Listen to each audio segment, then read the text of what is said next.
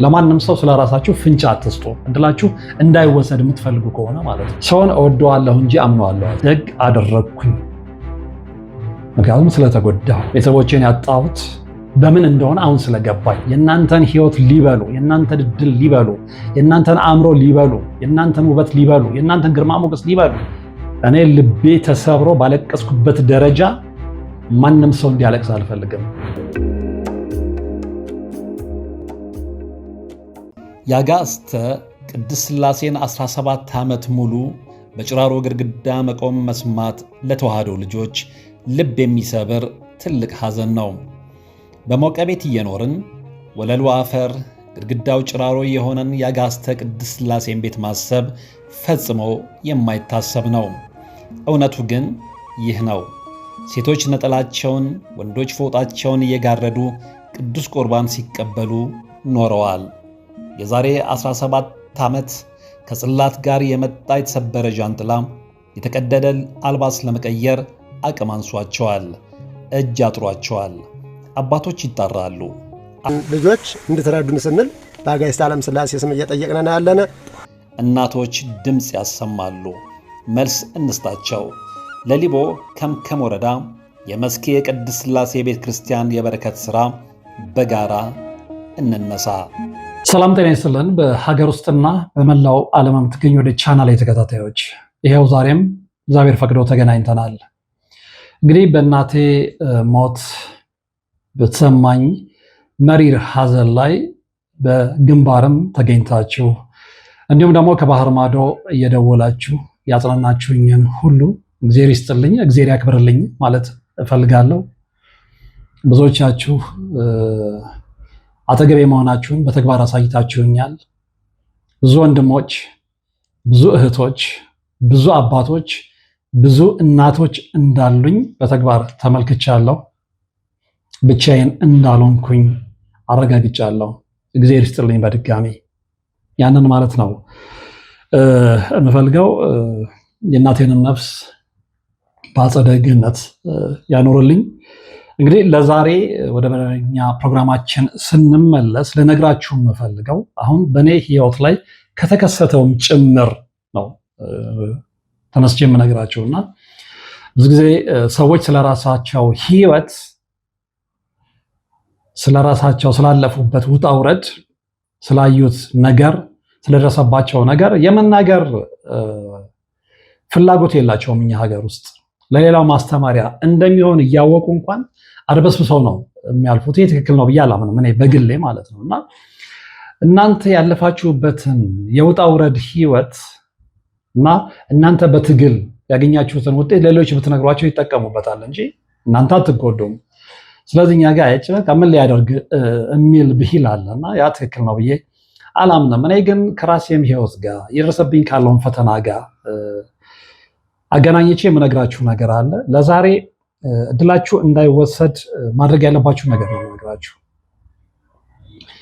ብዙ ሰው አሁንም በህቡ እያለቀ ነው። በተለይ ከእድል መወሰድ ጋር በተገናኘ ብዙ ሰው እድሉ እየተወሰደ ነው። ብዙ ሰው ከህይወት መስመር እየወጣ ነው።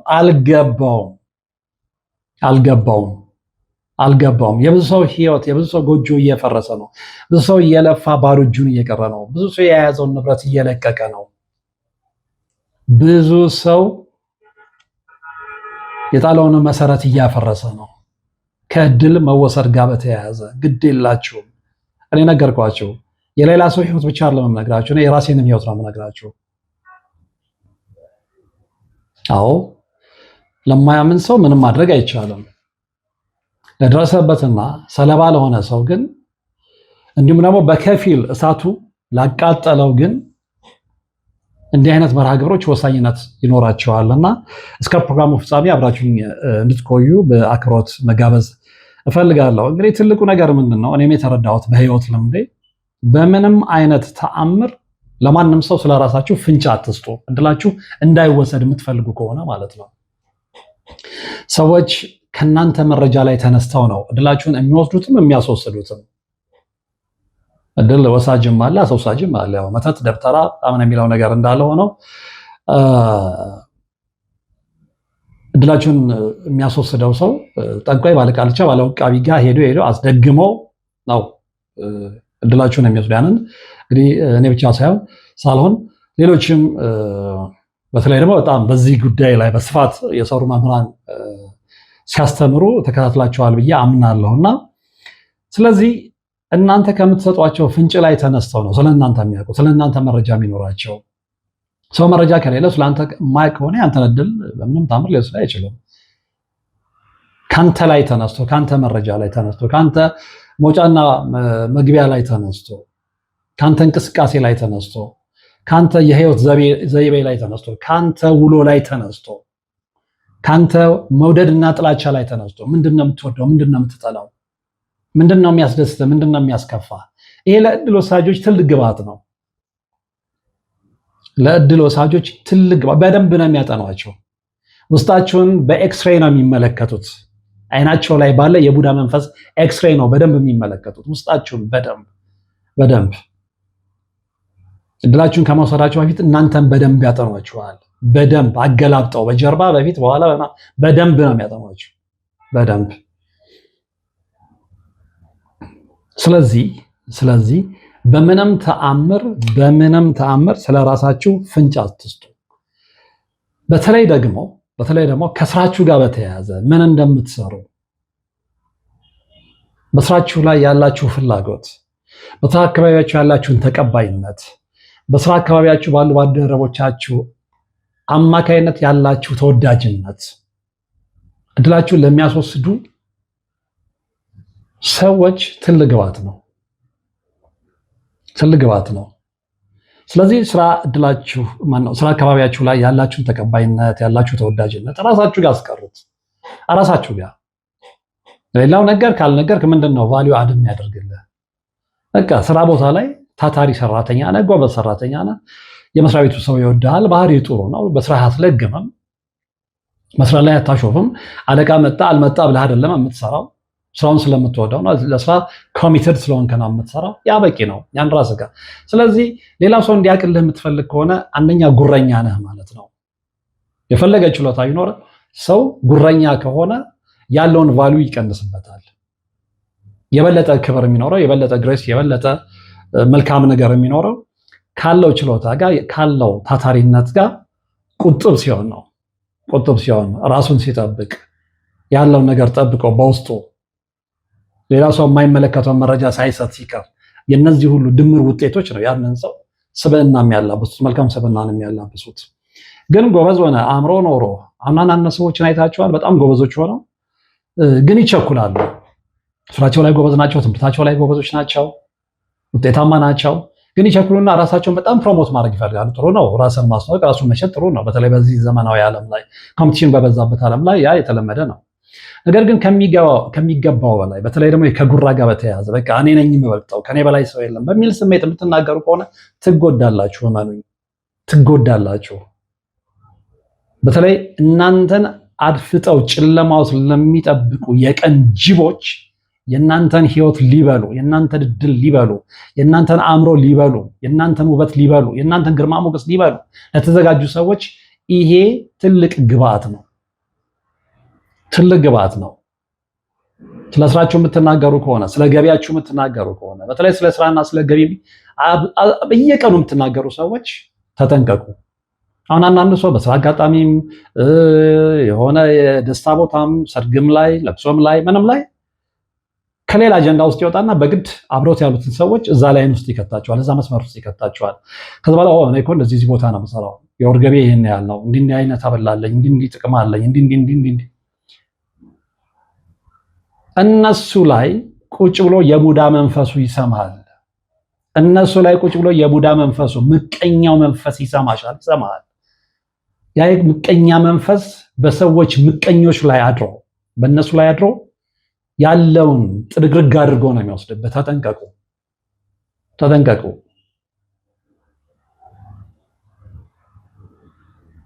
አንዳንድ ሰው በጣም በጥሩ ህይወት ውስጥ በጥሩ መስመር ውስጥ ይመጣና የሆነ ሰዓት ላይ ህይወቱን ልም አድርጎ የሚበላ ነገር ሲያጋጥመው ጭው ብሎ ይደነግጣል እንጂ ምክንያቱ ምንድነው ብሎ አይመረምርም። ምናልባት ቆይቶ የገባው ሰው ሲኖር ይገባዋል፣ እንደኔ በጣም ዘግይቶም ቢሆን ማለት ነው። ከዛ ላይ ቀሪ እድሜውን ለማስተካከል ይፍጨረጨራል። እኔ ይሄንን የምላችሁ ግን የባከነ ጊዜን ያባከትኩትን ጊዜ ብዙ ነገር የተበላሸብኝ ጊዜ ስለመንፈሳዊ ነገር ሳላቅ ያቃጠልኩትን ጊዜ እነ መምህር ተስፋዬን ባቃቸው ኖሮ እነ መምህር ግርማን ባቃቸው ኖሮ እነ ቀሲስ ሄኖክን ባቃቸው ኖሮ አሁን ያለው ህይወቴ ሌላ ህይወት ይሆን ነበር። እርግጠኛ ሆኜ ነው የምነግራችሁ። ማንም ሰው ራሱን ፊት ለፊት አሳልፎ መስዋዕት አድርጎ ይሄ ነገር ደርሶብኛል ብሎ አይነግራችሁም። ድብቆች ነን። እኛን የጎዳን ነገር ሌላውን እንዲበላ የምንፈቅድ ነን። በክፋትም ባይሆን ሰው የራሱን ኤክስፒሪየንስ በተለይ ደግሞ ያለፈበትን ኤክስፒሪየንስ ለሌላው መንገር፣ ሌላው ሰው መትረፍ አለበት፣ ትውልድ መዳን አለበት። እኔ ያለፍኩበትን የጨለማ ህይወት ሌላው ሰው እንዲያልፍ አልፈልግም። በእኔ ዙሪያ የነበሩ ተንኮለኛ ሰዎች በሌሎች ሰዎች ዙሪያ ሆነው እነዛን ሰዎች ህይወት እንዲያበላሹ አልፈልግም። እኔ ላይ የደረሰብኝን ነገር እንዴት እንደደረሰብኝ፣ ለምን እንደደረሰብኝ፣ ምናልባትም ደግሞ በማን እንደደረሰብኝ ከተናገርኩ ምናልባት እንደኔ ሰለባ ሊሆኑ የነበሩ ሰዎች ጥንቃቄ ያደርጋሉ፣ ይቆማሉ። ነግሬያቸዋለሁ። እኔ አሁን የማውቃቸውን መምህራን ቀድሜ አውቄያቸው ቢሆን ኖሮ፣ የእነሱ መጽሐፍ አንብቤ ቢሆን ኖሮ፣ የእነሱን ትምህርት ተከታትዬ ቢሆን ኖሮ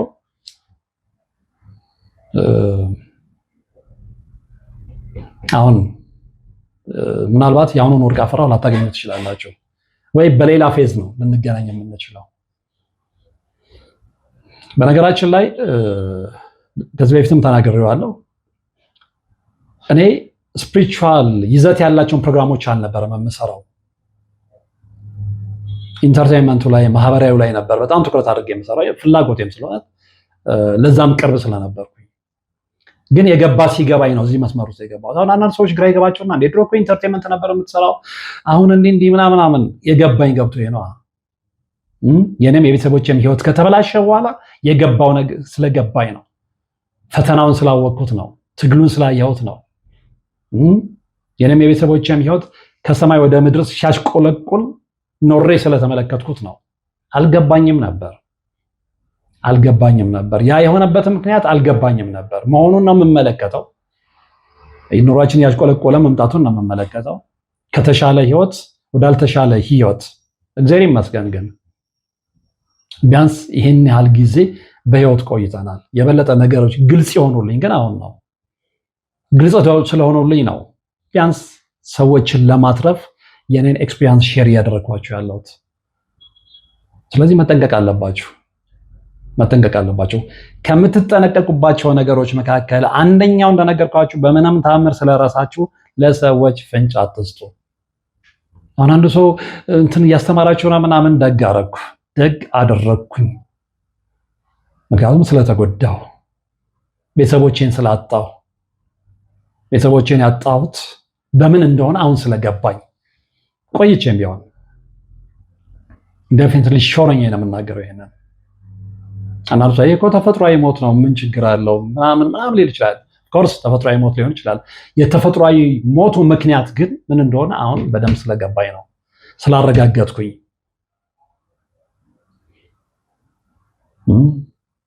ስለዚህ የኔ ቤተሰቦች በተጎዱበት ደረጃ የማንም ቤተሰብ እንዲጎዳ አልፈልግም። እኔ ልቤ ተሰብሮ ባለቀስኩበት ደረጃ ማንም ሰው እንዲያለቅስ አልፈልግም።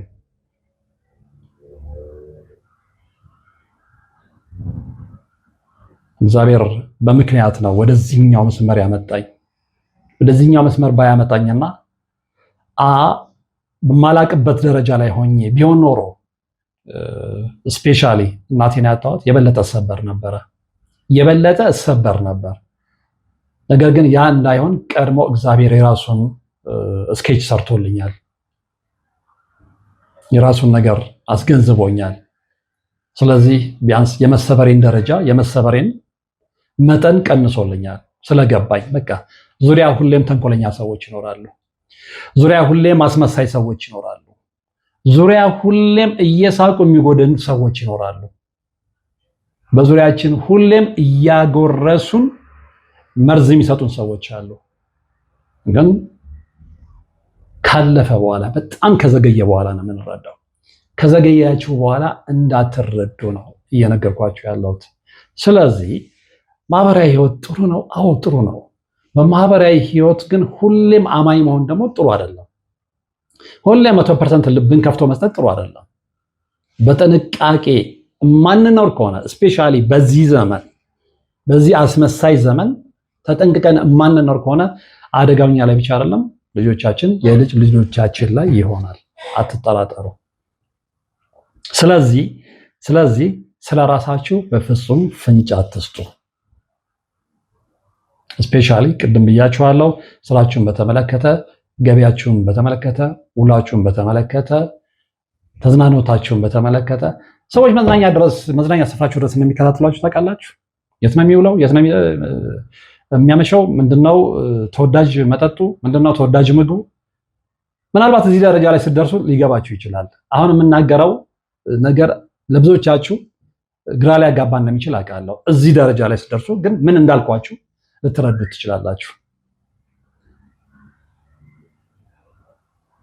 አብዛኛውን ሰው ከጦር መሳሪያ ይልቅ እየፈጀው ያለው ሐሰተኛ ፈገግታ ነው፣ ሐሰተኛ ሳቅ ነው፣ በአስመሳይ ፈገግታ። ስለዚህ በምንም አይነት አመር ስለራሳችሁ ለሰዎች መረጃ አትስጡ።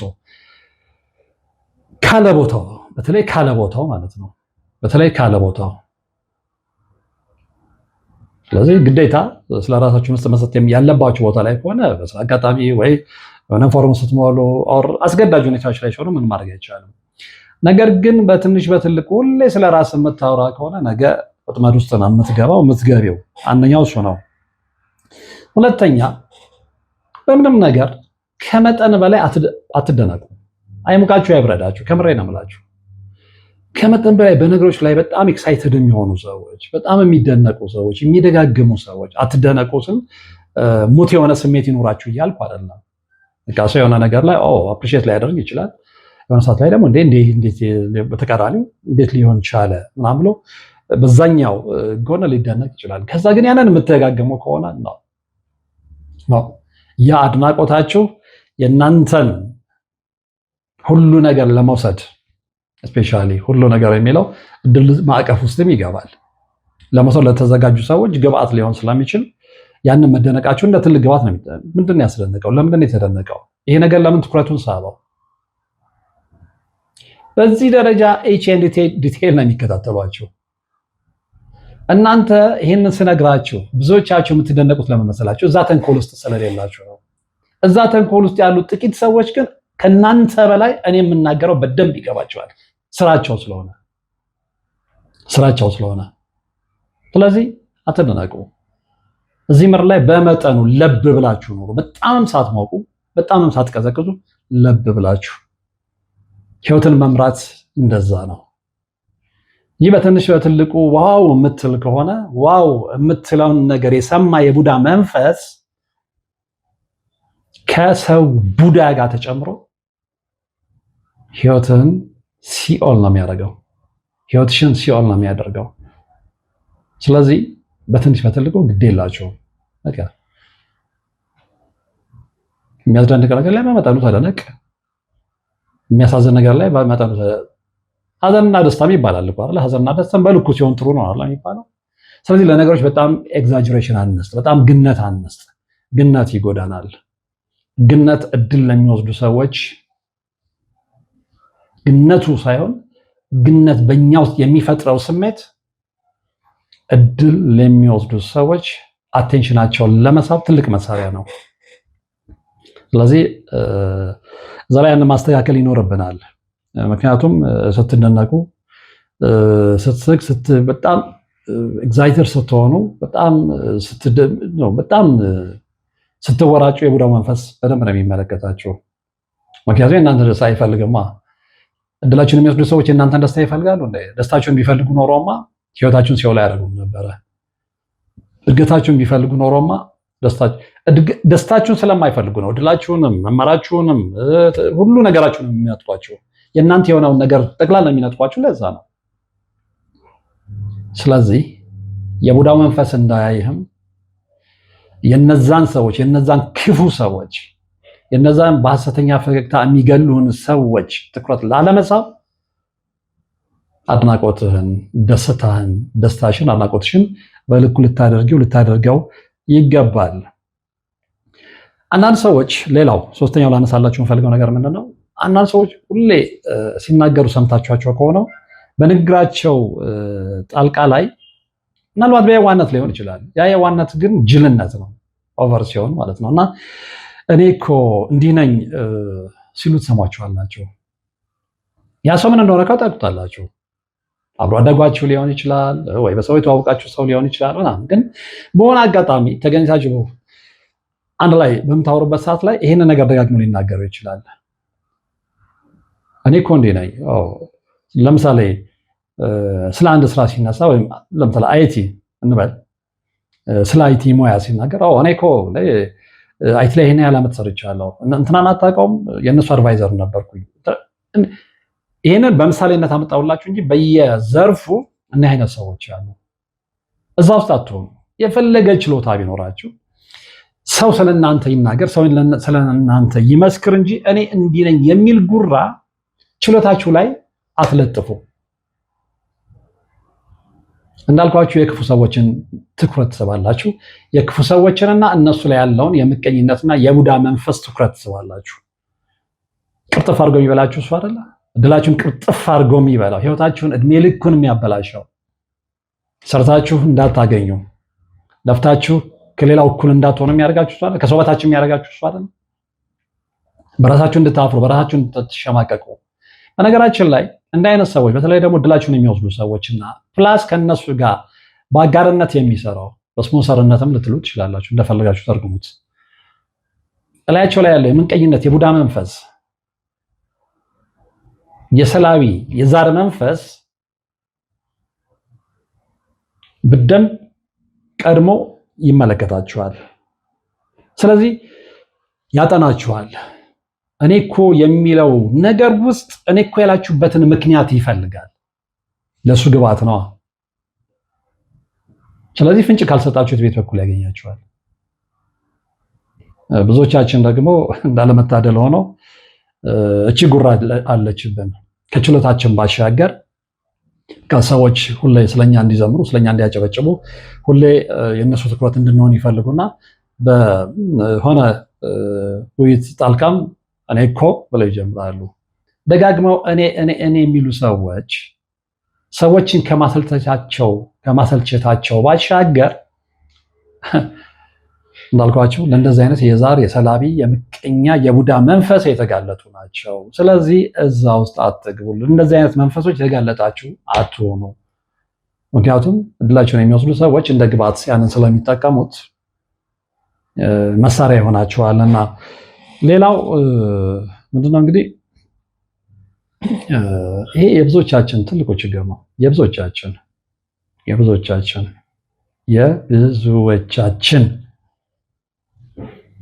ሰው የምታምኑበት ደረጃ፣ የሰው እምነታችሁ መጠን በልክ ይሁን። ሰውን እወደዋለሁ እንጂ አምነዋለሁ አትበሉ።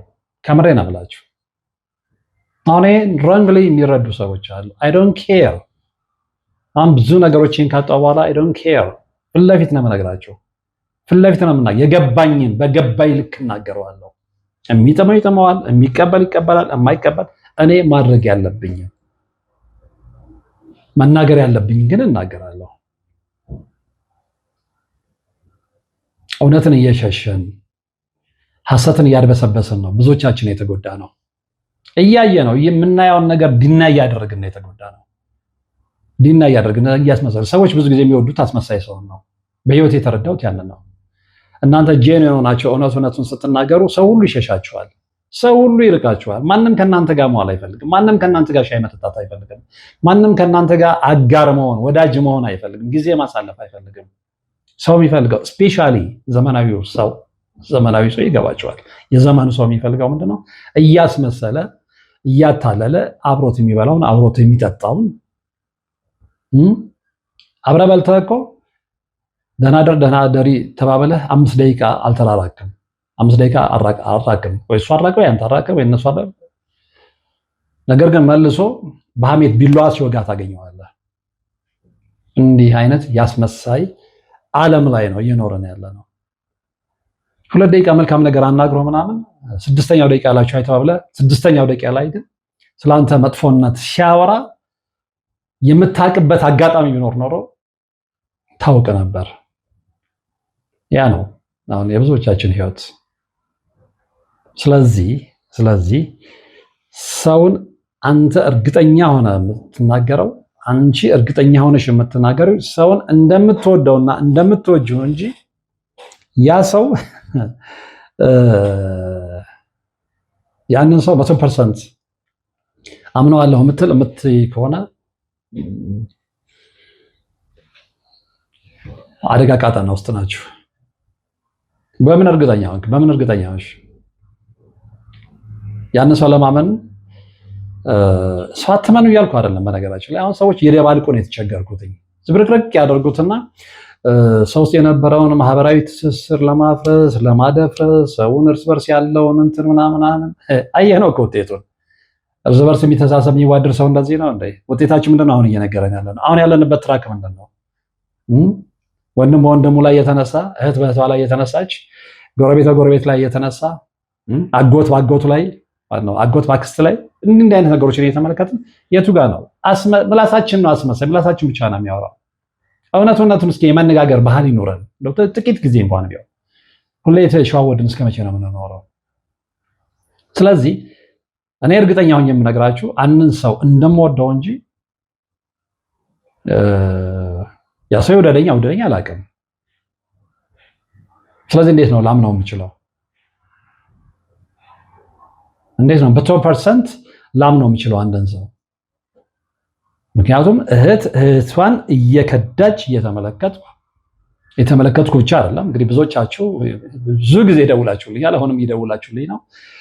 ከደረሰባችሁ በጣም አሳዛኝ ታሪክ ውስጥ አብዛኛው ነገር የተፈጸመባችሁ በሰዎቻችሁ፣ በወንድሞቻችሁ፣ በቅርብ ሰዎቻችሁ እንደሆነ ነግራችሁኛል። በማስረጃ ቮይስ የላካችሁልኝ ሰዎች፣ የድምፅ ቅጃችሁም ያለኝ ሰዎች አላችሁ። ይህን እየተመለከትኩ እንዴት ነው ሰውን 100% ላምነው የምችለው? ስለራሴ ነው እርግጠኛ መሆን የምችለው። ክፉም ልሁን ደግም ልሁን መሰሪም አልሁን እርግጠኛ ሆኜ መናገር የምችለው ምክንያቱም ራሴን ስለማውቀው መደበቅ ስለማልችል ማለት ነው። እዛ ጋር ስላለው ሰውዬ ግን ውስጡን ማንበብ እንዴት ልችል እችላለሁ? ስለዚህ እኔ ላምነው እችላለሁ። ስለዚህ የህይወት መስመሬን የህይወት ውሃ ልኬን አስተካክዬ የማልሄድ ከሆነ መጎዳው እኔ ነኝ፣ የምሰበረው እኔ ነኝ። የሰው እምነታችሁ በልክ ይሁን። እነዚህን 3 ነገሮች ተግባራዊ የምታደርጉ ከሆነ ስለራሳችሁ ፍንጭ የማትሰጡ ከሆነ በትልቅ በትንሹ የማይሞቃችሁ የማይበርዳችሁ የማትደነቁ ከሆነ በዛ ስሜት ውስጥ ሆናችሁ ለቡዳ መንፈስ ለሰላቢ መንፈስ የማትጋለጡ ከሆነ እኔ እኮ እንዲህ ነኝ በሚል የጉራ የትዕቢት አጥር ላይ ታጥራችሁ አደጋ ላይ ራሳችሁን የማትጥሉ ከሆነ የሰው እምነታችሁ በልክ የሚሆን ከሆነ ድላችሁ እንዳይወሰድ የምትሄዱበትን መንገድ ስኬታማ ለማድረግ ማንም የሚከለክላችሁ የለም። ስለዚህ ያመናችሁ ተቀብላችሁ ተግባር ያድርጉ። ያላመናችሁ ደግሞ አለመቀበል መብታችሁ ነው። ነገር ግን ተቀብለው ህይወታቸውን ሊያስተካክሉ በሚፈልጉ ሰዎች ህይወት ውስጥ ጣልቃ አትግቡ።